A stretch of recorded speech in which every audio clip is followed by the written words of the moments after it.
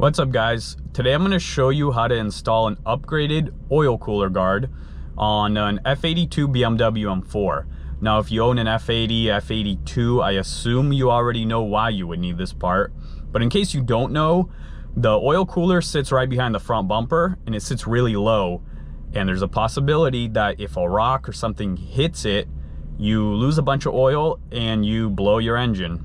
So the oil cooler guard that I'm going to be installing, I just got it on Amazon. Link in the description if you want the same one as me. The quality on this one's solid, fitment was perfect, and there's a bunch of options for aftermarket oil cooler guards, but this was one of the cheaper ones. This kit comes with two things: the skid plate that will be protecting your oil cooler, and a bag containing the bolts you need to install it. There are 3 sets of bolts that come in the box. I used an 8mm socket, a 10mm socket,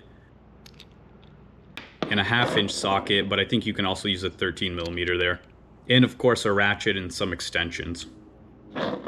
Getting under the car, you can see the oil cooler and of course my beat up plastic cover. You start by removing the left and right deflector lips using your 8mm socket. There are 3 bolts in the front and 4 in the back.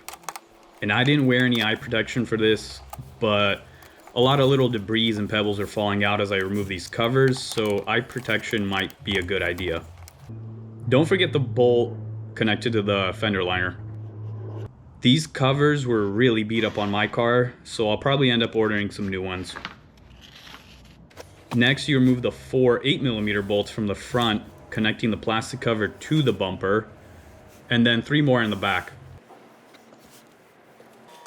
From here, you use the 1/2" or 13mm to remove the remaining 2 bolts holding the plastic cover.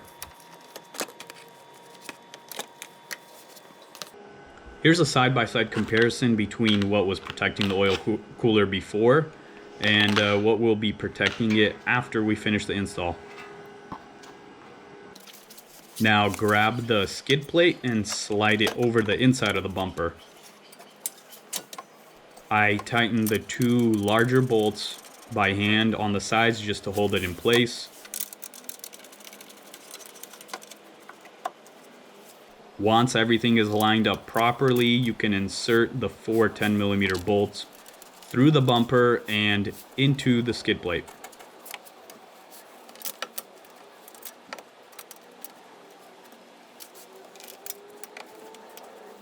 Then take the 3 8mm bolts and insert them into the back.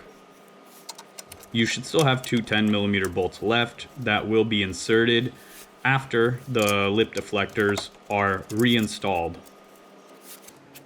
The fitment for me was perfect, so I tightened everything up properly after this. The last step is to reinstall the original lip deflectors the same way you removed them using your original 8mm bolts. Except you will be using the last 2 10mm bolts where the plastic covers and the skid plate connect. And that's it. Pretty easy install overall.